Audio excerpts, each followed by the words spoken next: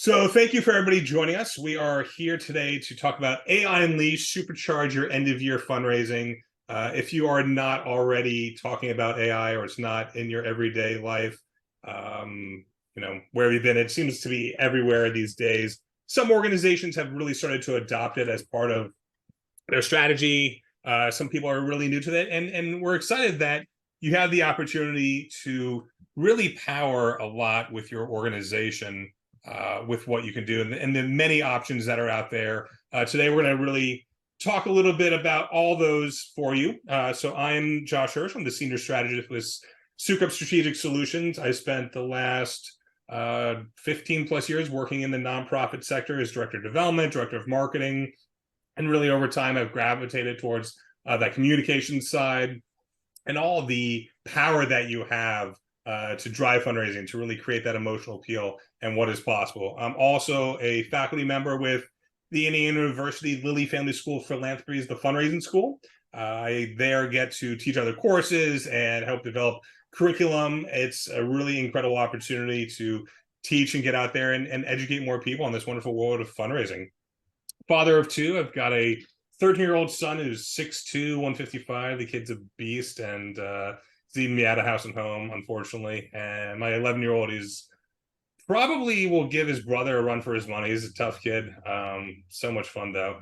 And probably the best thing I ever did for my career was become a member of the Association of Fundraising Professionals. I'm a member of the Florida First Coast chapter here up in the Jacksonville area. I serve on the board as Florida Caucus representative. For me, the opportunity is to get together on a monthly basis, and not even so just to get together, but to have this built-in network of those that think like me, that have those opportunities to reach out to if I ever have a question. So if you have not got involved in AFP in your local community, I highly recommend it. It's an incredible opportunity for you to grow further in your career. And most importantly, I'm a nerd. And I love being a nerd because it's my passion of following what I want, and nerds aren't what that personified before how they used to be. Nerds rule the world. Like being able to really hone into something that you're passionate about and push further, it's going to make you become more aware of what is possible. And that's why, like, to me, AI is such a powerful medium that we have available to us right now. Really taking anything that you have in your mind and seeing what you can do with it. So today, for our learning objectives, we're going to be discussing the various ways that AI can not only elevate your fundraising efforts, but it's about saving you time, and it's about giving you specific strategies that are customized and personalized for your organization and your constituents. Looking at data, because to me, data should drive everything. Data should be driving your content strategy. Data should be driving your overall communication strategy. And playing into that data, how can we further develop our end-of-year campaign strategy? And that's really what we're going to be looking at here today from a segmented perspective.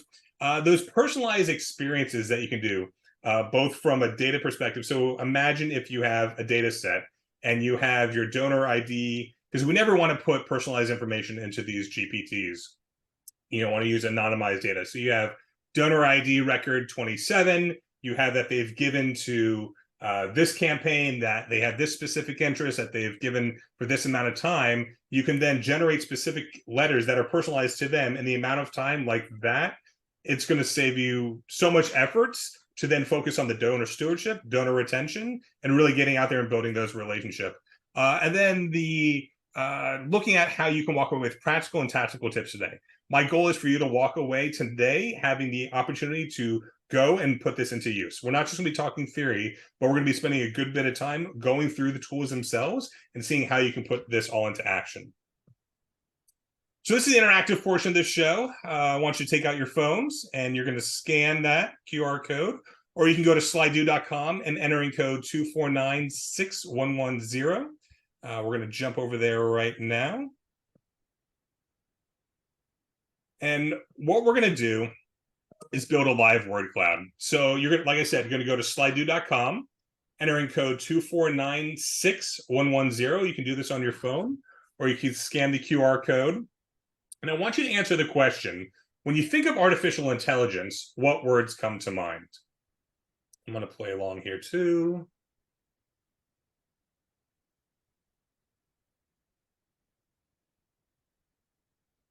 And what we're doing is building a live word cloud. As you notice, people will start to have similar answers and those words become more prominent. I like to do this exercise to start off sessions because it gives me an idea of where people's mindsets are, their already experiences using the tools. So let's see, vast, helpful, 100%, unknown. So from an unknown perspective, yes, there's the understanding of being weary of what's out there. I like spell check. Spell check is a good one because you don't want to trust 100% validity of what's coming from the outputs. The way I like to say it is that AI is a really highly skilled intern that you're working with. They're going to need their hand holding. They're going to need their facts checked because there's a lot of times where you could have this, what's known as AI hallucinations, where they're basically making up facts and telling you things that you want to hear. So let's see, help simplify process. Absolutely. Decrease in jobs, I think, is questionable. I think what it's allowing people to do, those that are adopting it and becoming adept at it, are going to become further along in their careers and become more valuable, especially when you can understand the art and science of prompt engineering, because that's really where you're going to get your clean outputs. So this is great. Thank you, everyone, for playing along with this. I'm going to switch over to our next question. So I want you to answer, what is your level of knowledge and proficiency with using AI in your work or daily activities? Either I have no experience, I have basic awareness. See, I am proficient in AI. That's all right. So we got some people who are using this.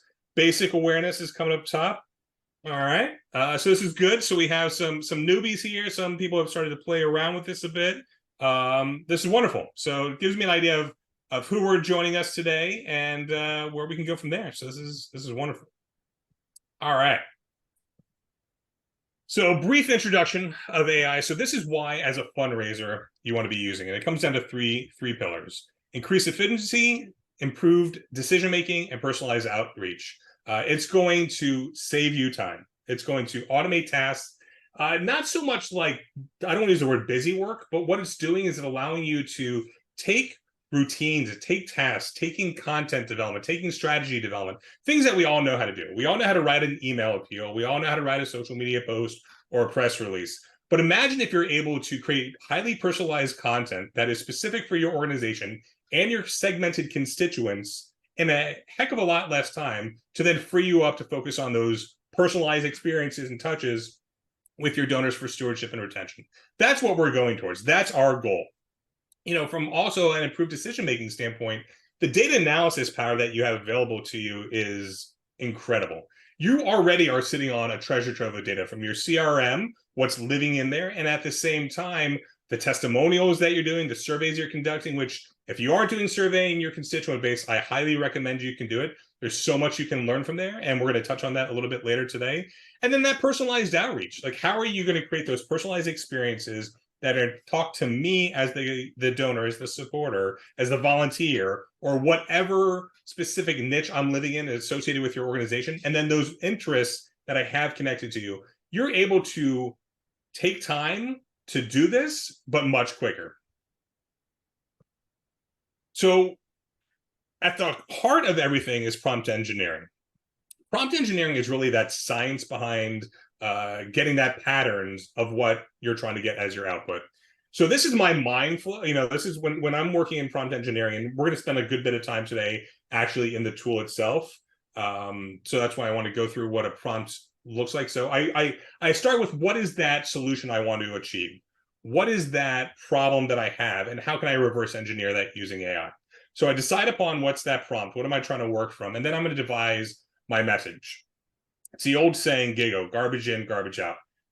If you are not clear with your directions, if you're not very clear with your instructions, you're not very clear with your outputs, what you're trying to get, you're not going to get a good, rich content.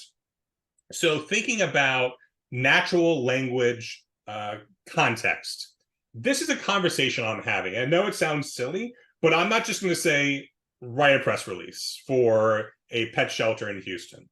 No, I'm going to have a conversation with it. I'm going to set the groundwork because it's learning from the context with which the way I speak to it.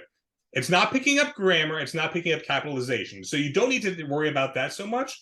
But when it's doing something right, I'm going to praise it And when it's doing something wrong, I'm going to admonish it because it's learning from me and it's learning from what I'm expecting of it and what's my desired output. So I've chosen my prompt, I've created my clear message, my inputs, and then I'm going to hit go. I'm going to hit enter. And then I'm going to get an output. I'm going to receive that response. 99% of that time, you're not going to be satisfied with the response. You're going to want to have additional iterations because this is what it is. It's an ideation tool. It allows you to get past that blank page syndrome and create content in a lot less time because we're increasing our efficiency and we're creating that personalized opportunities.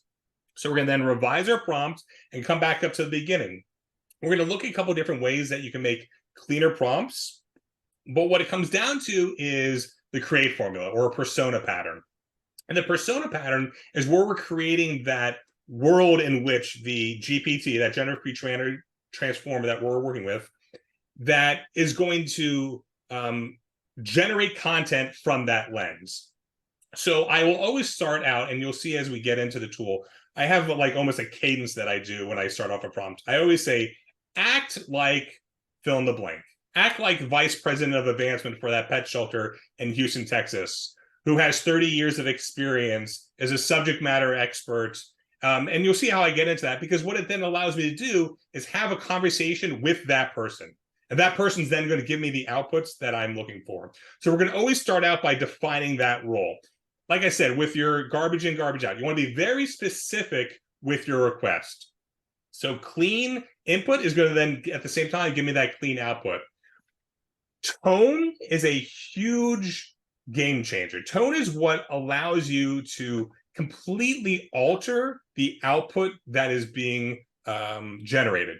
So thinking about what is your organization's voice, what is your organization's tone, and how do you get there? Well, if you don't have a brand identity guide, which I highly recommend everyone have a brand identity guide for their own organization, but having a set of your past press releases, of your past 5 years, end of year appeals, your Giving Tuesday letters, your social media content, feeding these examples into the tool themselves will then allow you to then create that persona of your organization. So you could create a vice president of marketing, a vice president of advancement that lives and breathes your organization and is going to give you that content based upon those examples.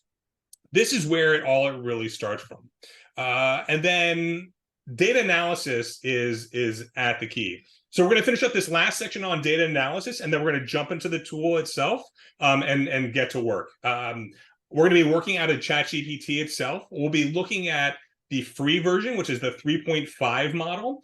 We will be touching, if there is time, a little bit on the plus side, which is the subscription model.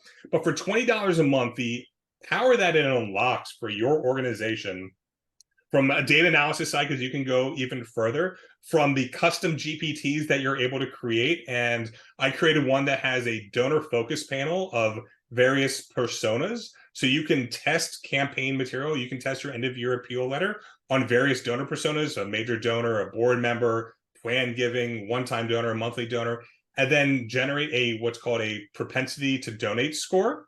And based upon that score, obviously we want to get to a 10 out of 10, being most likely to donate. You can then have the tool itself, this focus panel, redraft that letter and give you what would be a desired score. So if we have time today, I want to show all that. But to me, this is once again where that nerdy side of me comes out. This is fun. Like, if you don't get excited about the power that you have available to you right now, no matter what your area is in nonprofits, whether you're in fundraising, whether you're in communications, whether you're in HR, I mean, there's so much that you can do. It's just what can you imagine? And how can we walk through the steps in a process to get to where we want to be? So from a data analysis perspective, we got 3 specific verticals we can live in. We have predictive donor behavior, which based upon data points, we can say, okay, well, looking at our data set, I say, this person has given us X amount of dollars over time. What is their next predictive gift? Or who can we look in our data set to become a next potential major donor or plan giving donor? It's so much power is available to you. It just comes back to the number one thing that all organizations need, which is clean data. Have a good CRM you're working out of, having clean data, have a data usage policy. You should have a lot of policies for your organization. You need to have a gift acceptance policy. You need to have a social media usage policy. But especially nowadays, if you are stepping into this world of AI, what is your AI usage policy? Are you going to be putting anonymized donor data into these databases? How are you going to be using it? Having that data usage policy in place is going to give you those guardrails within which you can live, and it's going to make such a difference for you. Then we look at targeted campaigns. So you can use this data to make these segmented specific campaigns for your monthly donors, for your major donors, planned giving. But more so, going the next step further, it's that enhanced donor journey, having that personalized experience that you're able to provide for them.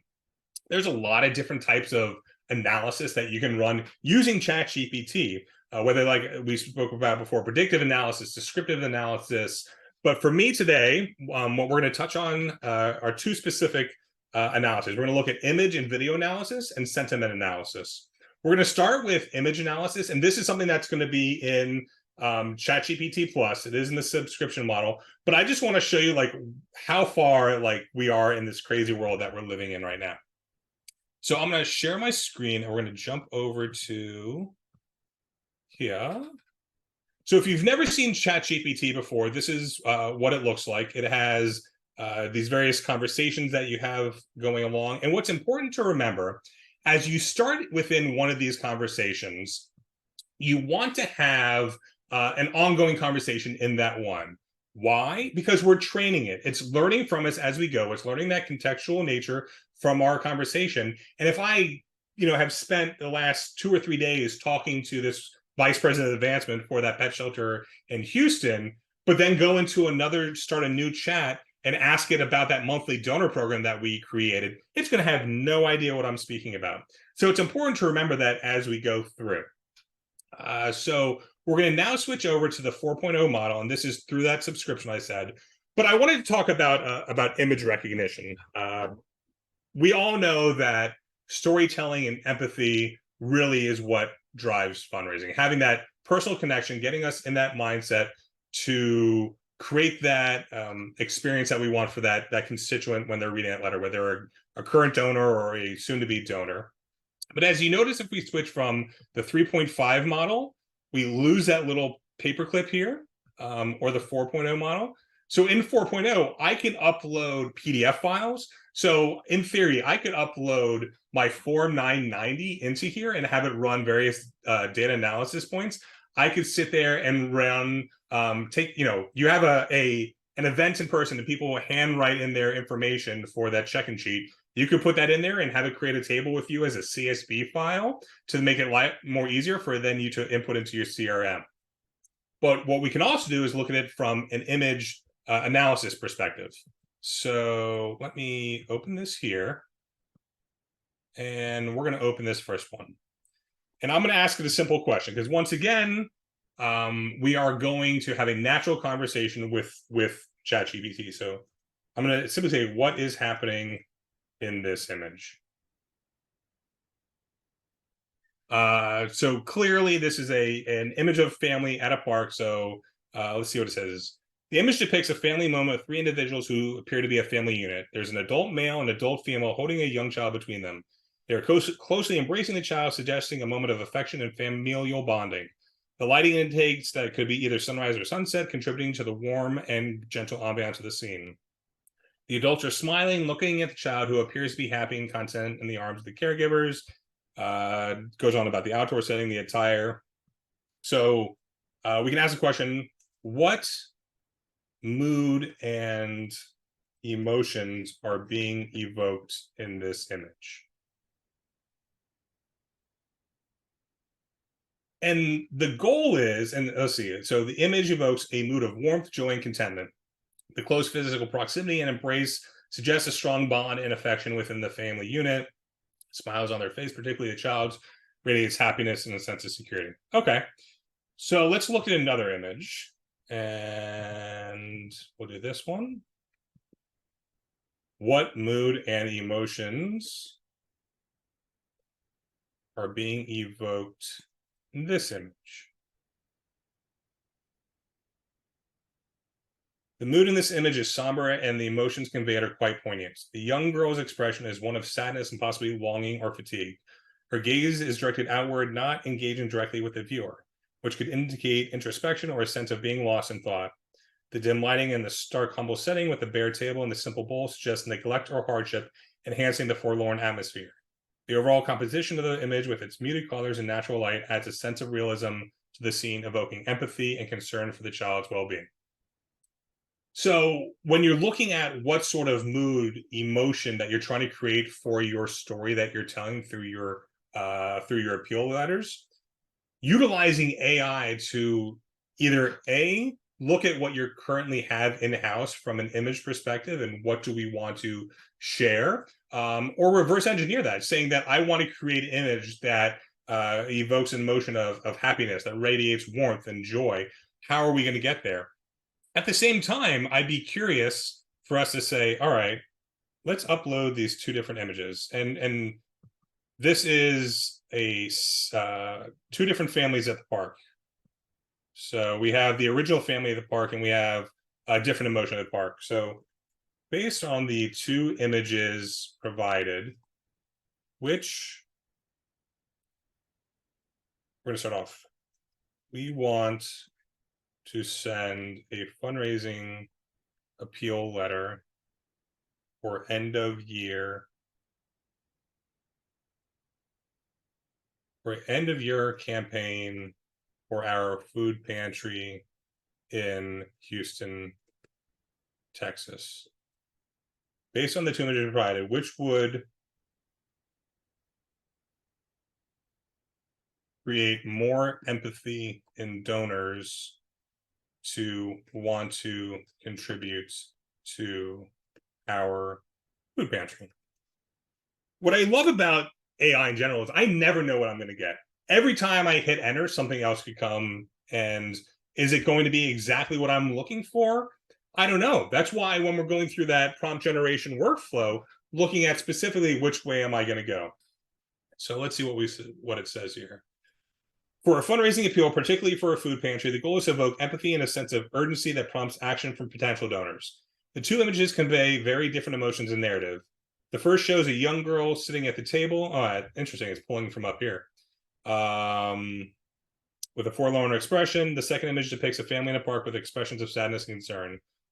The first image would likely be more effective for your campaign because it directly illustrates the issues at hand. Second image, while it does evoke empathy, might be better suited for a broader type of family sport. Interesting. So I like that. So we're able to use the image analysis from the tools itself to help guide our decision-making process. What I want to share is that all these images were created using AI. This family does not exist. This girl does not exist. This family does not exist. And it comes back to that AI usage policy that you have. Within those guidelines, are you going to be generating images for your organization where they don't necessarily exist? Think if you're a battered women's shelter, you can't necessarily show the clients that you work with because of various privacy concerns. However, we know that we want to create that empathy that we're able to through emotions, through these imagery. So is it okay to take, an AI tool to create that image, or do you want to rely upon some stock imagery? These are all things that if you have a clear, specific AI usage policy, then you'll have a better idea. All right, so let's now move on to sentiment analysis. So let's jump back over to 3.5, which is the free model that anyone can access. And we're going to go to our persona pattern generation, our create format. So as I said, my cadence is act like. That's how I'm always going to start off with. So for this purpose, doing sentiment analysis, we're going to be working with a data scientist. So act like a data scientist who is a subject matter expert in nonprofit organizations. You are a 30-year veteran who is well respected by your peers. You have written multiple journal articles published in you have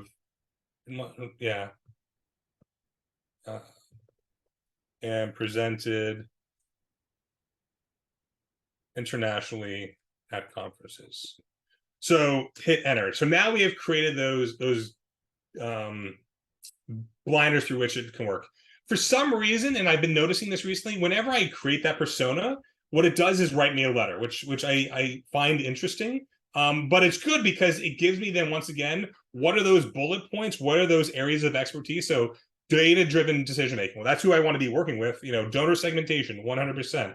Because we talked about it being an expert in nonprofit subject matter, it's already pulling out that donor specific impact assessment. These are the sort of things that we're looking for.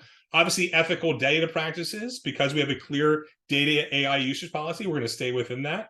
And this is great. I'm excited. So for this example, we're looking at, and here are some where it's pulling some of this data from within the custom instructions. So in ChatGPT itself, you can create custom instructions for what everything is based off of.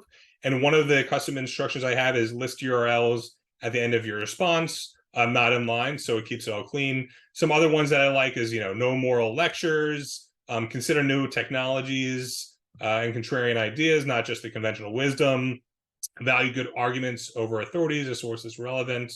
Even though it says treat me as an expert in all subject matter, I like to drill it down even further so it knows specifically what we're talking about in that conversation. You have up to 1,500 different characters to use here, so it can be really powerful. And as you see, it's enabled for all new chats. So anytime that, go away, buffer. Oops, sorry about that. All right, now it went away. I didn't. It then allows you to have that base for all of your conversations. So for what we're going to do right now is look at our food pantries Thanksgiving food drive. So we ran a fundraising campaign in July for our food pantry in Houston. And we want to, based upon those survey responses that we got, and we surveyed our donors, we surveyed board members, and we surveyed volunteers. And we have 30 testimonials that we're going to review. So and in an ideal world, you're already sitting on this kind of data. Whether you have an ongoing opportunity that you have built in for your organization, that you're constantly surveying your constituents, or you're doing it on a quarterly basis, an annual basis, whatever it is, learn from those that you're helping. Help that guide your content strategy. Help that guide your fundraising strategy. Don't just throw spaghetti at the wall and see what sticks. Use the data that you have available to you, both in your CRM, as well as to great qualitative data like this. This is like really powerful stuff.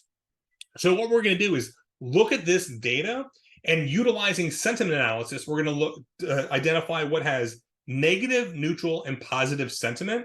And at the same time, what are those keywords within those testimonials that are driving and identifying those sentiment? From there, we're going to look and pull out trends amongst those various sentiments. And at the same time, because of the power we have available to us, we can segment it out by specific roles that they're playing, whether that be volunteer, donor, or board member. From there, we can then help devise our end-of-year fundraising strategy based upon the success and failures of our July fundraising one. So by combining both our negative and our positive sentiment, ideally coming out with only a positive sentimental experience for each of those roles for our end-of-year campaign. So let's see all that in action. So what I'm going to do is simply come into my Excel document. Here this is, Microsoft Excel on Word or online Office 365. So it works in Office 365 or it works in the desktop version of Excel.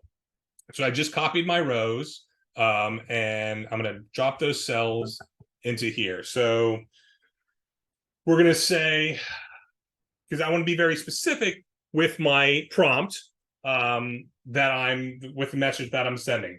So our goal is to create a table that lists all this information and then pulls everything out. So create a table that has a column for the role, the testimonial, the sentiment of each testimonial, and the keywords from the testimonial that helped identify the sentiment. Create a table based on the data below. Now we're going to drop in our data and we're going to hit enter. Let's see what happens. Awesome. So we have the role, we have the testimonial, and it's identifying based upon the testimonial that sentiment that's being derived.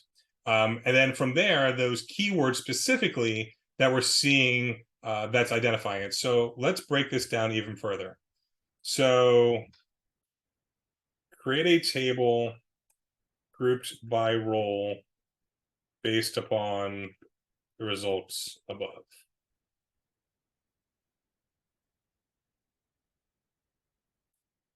So now we have it just looking at our volunteers. And we now have it based upon our donors. And we have it based upon our board members. I mean, look how quick we're able to be doing this. It's like, to me, it blows my mind. And it's once again where the nerdiness of me comes out. All right, so we can dig a little further. So I can now, because I have that power available to me, segment this out. So let's look at what's most important because we're doing a fundraising campaign. Let's start with our donors. So overall, we can see we only had one negative experience from our donors. We had one mix being neutral and the rest was positive. So that's great. So we know that we're in a good place with our donors. If we look more here, we have 1, 2, 3 negative from our volunteer experience. And then we're looking at our board. So we had 1, 2, 3 negative from our board. So let's address our negative concerns first. So identify trends amongst the 3 segmented groups. Let's see, identify trends based upon negative sentiment amongst the 3 segmented groups. Identify trend based on negative sentiment amongst the 3 segmented groups. All right, so let's just start with there. Identify trends amongst, yeah, all right, let's see what we get.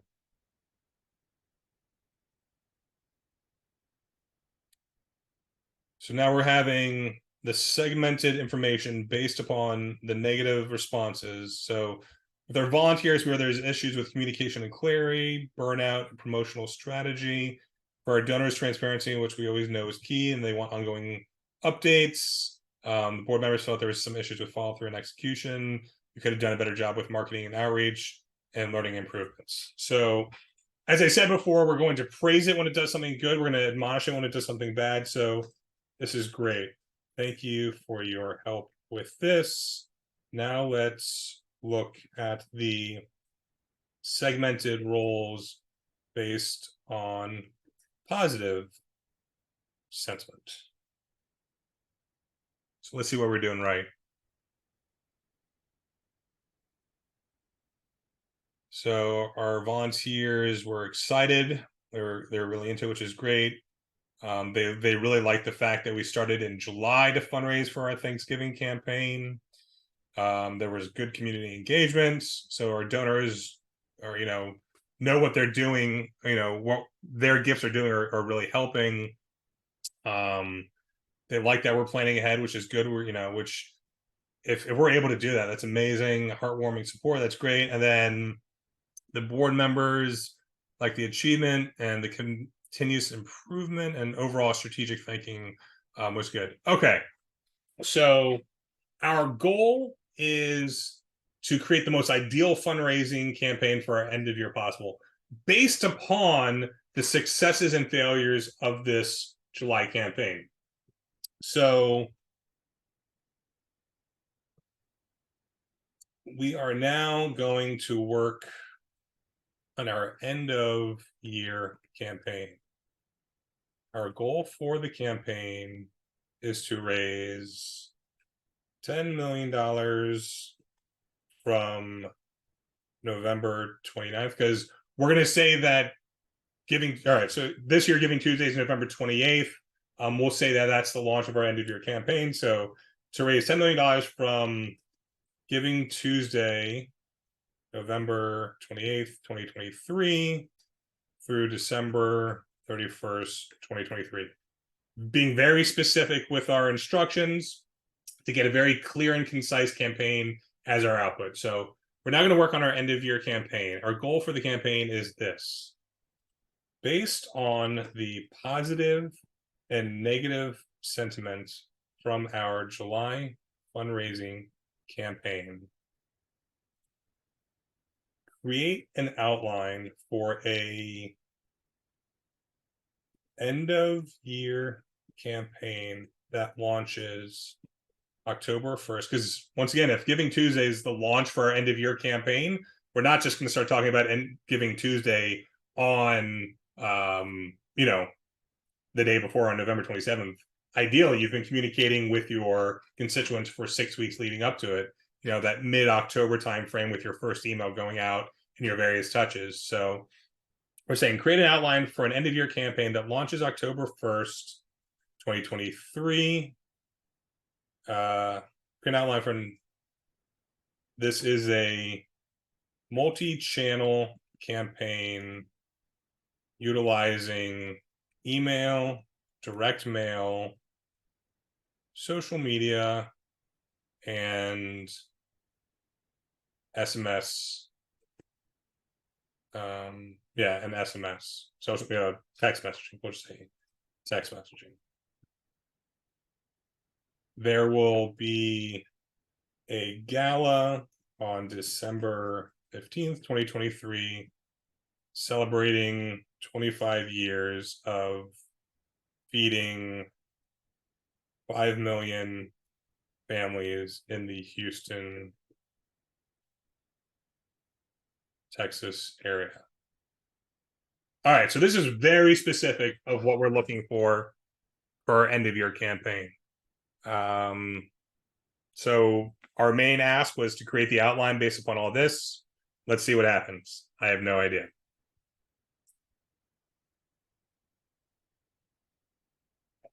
So it's listening to my instructions. I asked it to, based on the sentiments and feedback from the July fundraising campaign, here's an outline for your end of year campaign. Because once again, we're using the data to drive our strategy. So campaign overview, came up with the name 25 Years of Giving, Hope for the Holidays. Hate the name. We're going to come up with a different name for the campaign. We got our time frame. We got our goal was, our key components, the pre-campaign. This is brilliant. So I said that Giving Tuesday should launch right around, the mid-October, or 6 weeks out. So it's building in a pre-campaign without me even telling it to do it. Even though I said we want to start October 1st. Wow, love it. So this is once again, this is the nerdy side out of me. Like, it thinks for you. This is like, it's going to become your best friend. I know it's kind of sad to say that, but there's so much that you can do from your personal and professional life. I'm using this. So, during that initial part, segmentation, that's going to be key. Creating customized, segmented messaging. Someone who's giving you $25,000 annually is a major donor, and someone who gives you a one-time gift of $25, their ask and their communications and stewardship and segmentation messaging is going to be completely different. So utilizing the power of AI, we can do that so much easier. Within those first 2 weeks, that's when we really want to work on our content, and then also at the same time begin promoting our gala, which is going to be 2 months out from there. So then we launch our multi-channel campaign and I love it. So it's already having a separate Giving Tuesday campaign. It's saying launch the Giving Tuesday campaign on November 28th itself. We know that we're going to change the timing a little bit because once again, the initial output is never going to be our final one. So we launch our social media here through this, touching on all what we said, our email, our direct mail, our social. I like how it's sending periodic updates through text messaging. That's great.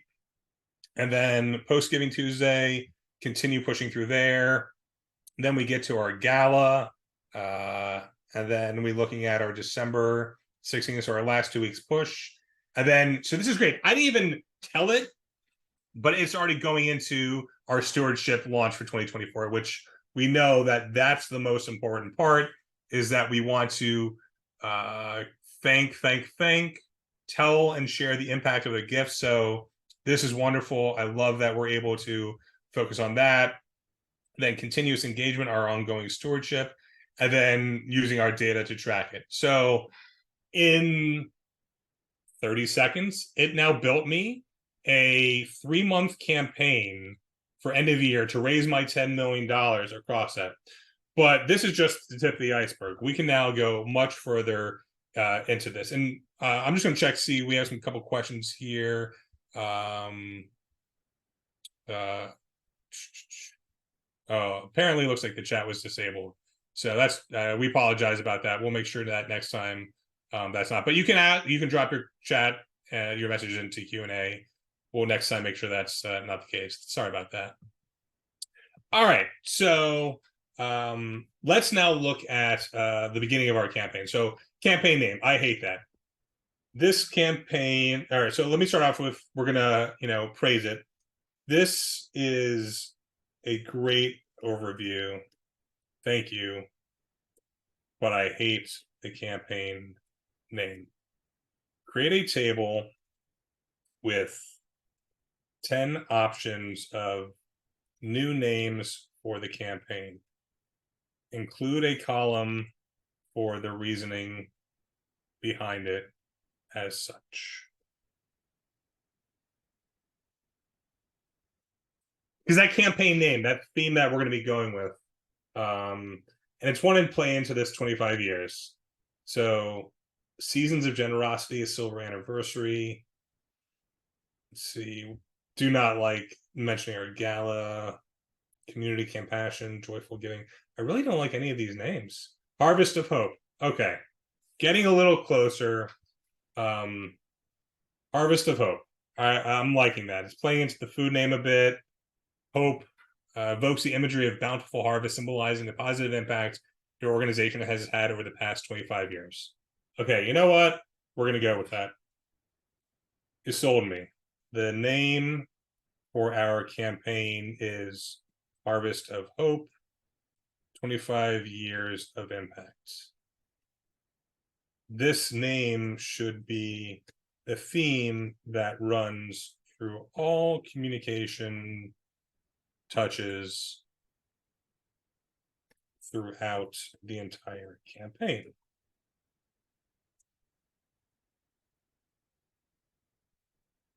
That's fantastic. The Harvest of Hope is a meaningful and inspiring theme for your end of year campaign. Is beautiful, encapsulates the essence. With this theme in mind, you can create a consistent and cohesive narrative that runs through all communication.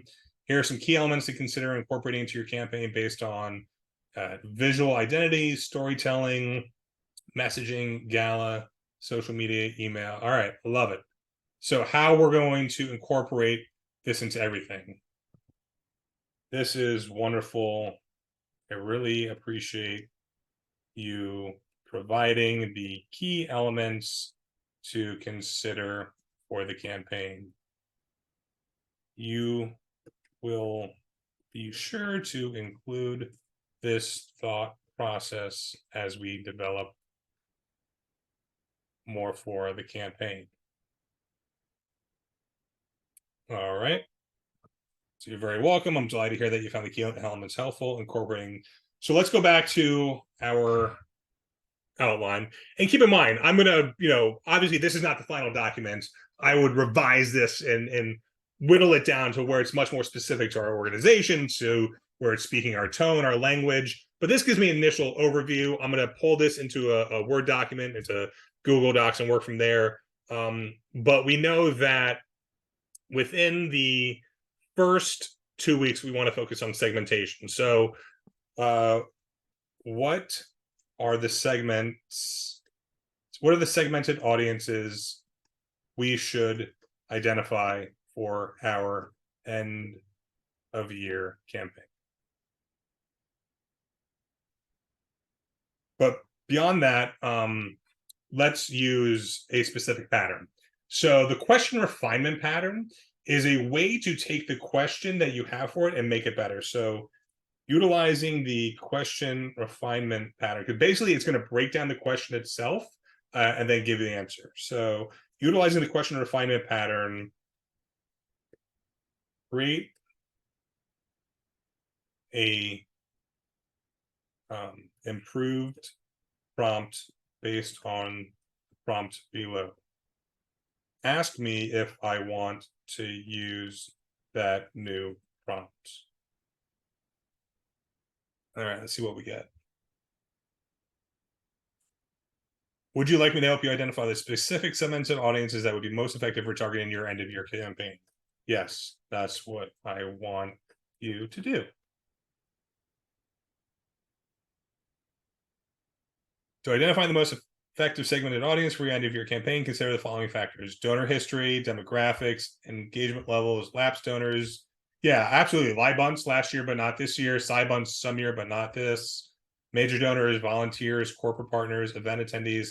These are a lot of different segments to have customized messaging for, that if in the world before AI, it would have taken you a long time to do. But utilizing the tools properly, utilizing the prompt engineering, you can make it so much easier and much more effective for you. So would you like further guidance on how to craft tailored messages and strategies for these segmented audiences, or do you have any other questions? Yes, let's work on some tailored messaging and strategies for our major donor segment.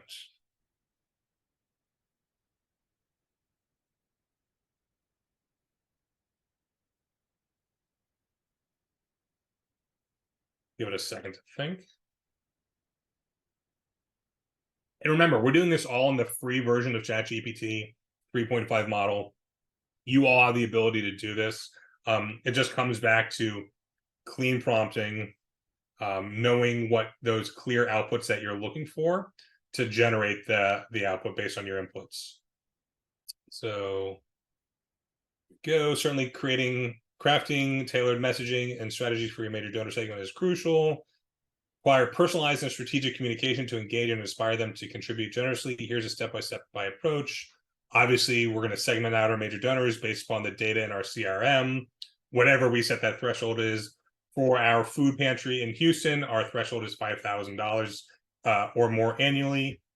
We're going to understand their interests and motivations. So this goes back to what I said before. If we have a great, clean data in our CRM, we know that this donor loves to give annually for our Thanksgiving meal, or this donor loves to ensure that students have breakfast each day, so they give for our food, for our back to school meal drive. Having this data available to us is going to then create more segmented and personalized opportunities for that. We know that the personalized messaging is key, highlighting past successes. So this is great. We now have the overview for that.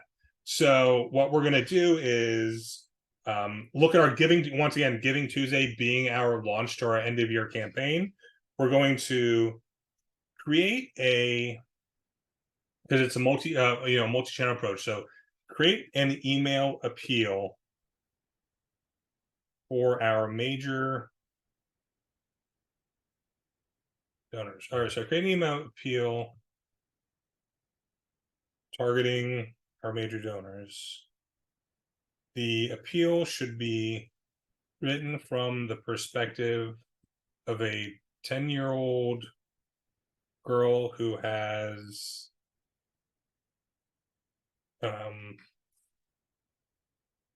who had a Thanksgiving meal thanks to their ongoing support annually.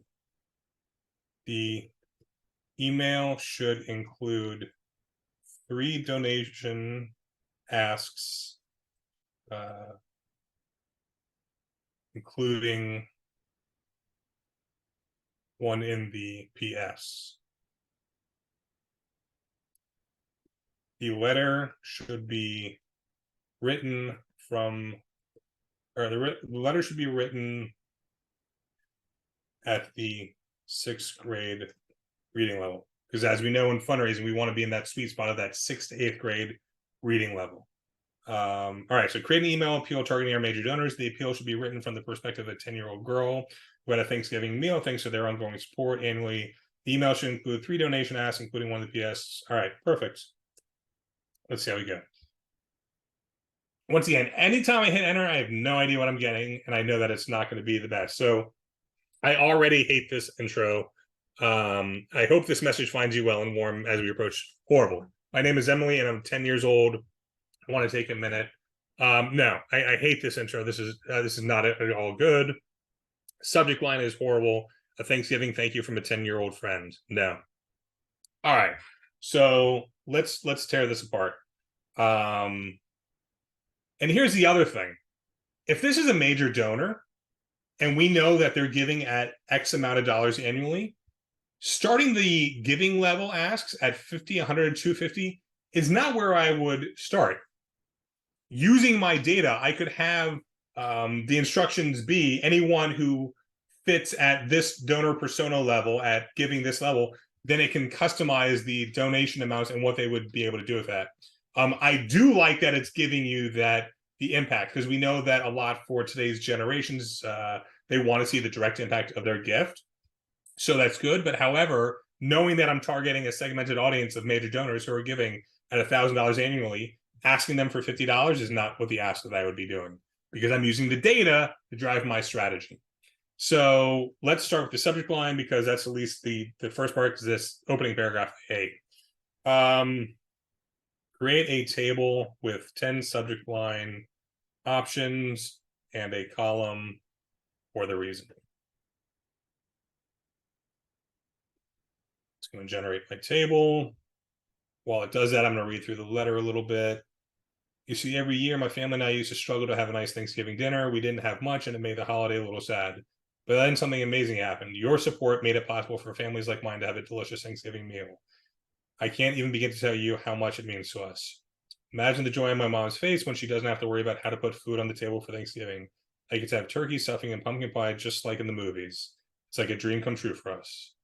But there's something else I want to share with you. Your kindness doesn't just fill our tummies, it fills our hearts with hope. It shows us there are good people out there who care about kids like me and their families. You inspire. What I do like about this is the heavy emphasis of the you language. We're putting the communications back on the donor as the hero. They're the ones who are making it possible. The food pantry is just that conduit to care. They're the ones who are being able to take that generosity from the donors and ensure that Emily has food on her table for Thanksgiving.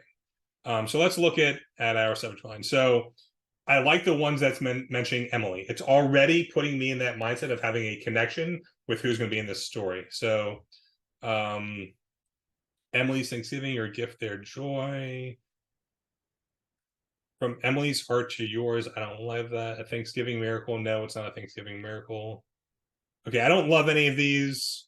Help us create more Emily stories. That just doesn't sound right. Giving thanks, Emily's story of hope. We'll use this one. Don't love it, but for today's purpose, and our time running out, we're going to use that. So use the subject line, giving thanks, Emily's story of hope.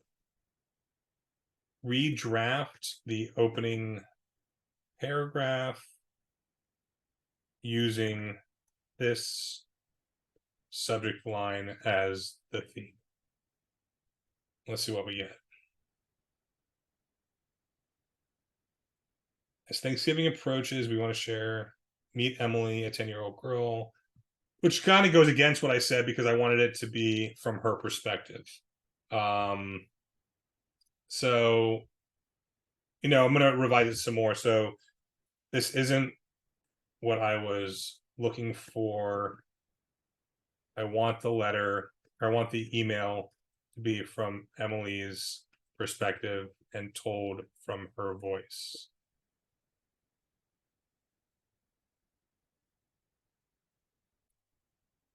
I want to write to you because something amazing happened. Thanks to your incredible support, I get to have a Thanksgiving meal. It's still not there. It's not what I'm looking for. I think we can create something much more powerful and engaging. But for the time being, we're going to move on to that. We're just going to do some quick social media content to support this letter. I don't love it, but I'm going to tell it that it did a good job, and then we're going to move on. So this letter is good for now. It's not great, but we'll use it as a starting point for our social media content. Create a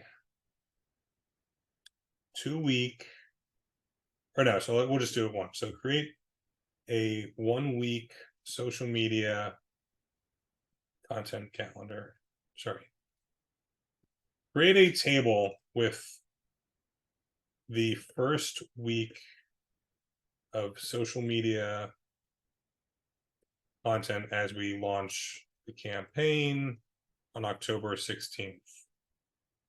The table should include copy for Facebook, Instagram, LinkedIn, and Twitter. Include recommended images. All right, let's hit enter and see what happens.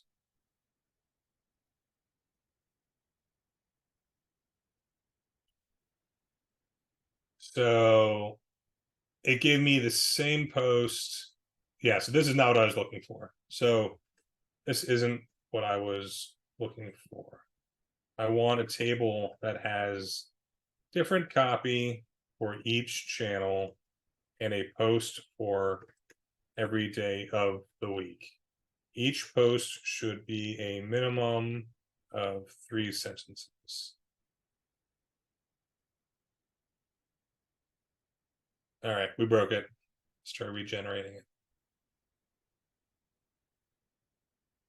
See, it apologizes because I told it what it did wrong. And it's still doing the same yeah, so I'm not loving that.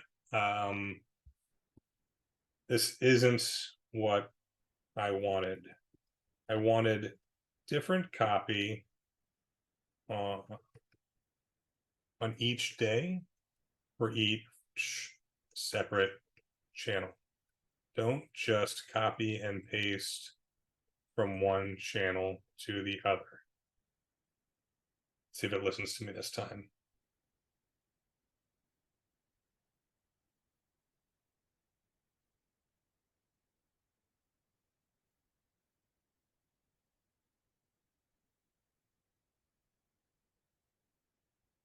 It's apologizing. Here's your revised table for first week. All right. All right, so now it's starting to listen. So once again, the first output wasn't exactly what I wanted. It needed some additional help. It's getting a little more long.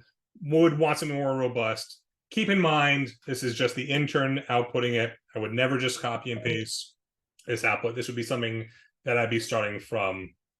I know that we went through a lot today over this last hour. I wanted to say thank you for joining us. You know, honestly, like I could speak about this topic for hours. We could spend an entire half day or more just diving into how we could build out your specific campaign. If you are interested, we do have a free 30-minute consultation available on our website. You're going to be getting a follow-up email. Would love for you to join us on there. Happy to discuss potential content strategies and overall campaign strategies using that. If you want to connect with me on LinkedIn, you can go ahead and scan that QR code. Send me a message. We'd be happy to chat further. You know, this has been a lot of fun today. And as you see, you're never going to get it right the first time.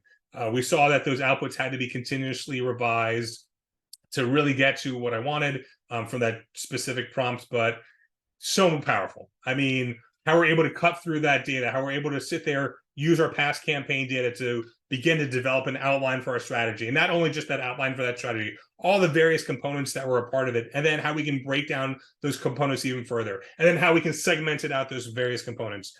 You now have such power available into your hands. I wanted to say thank you for joining today.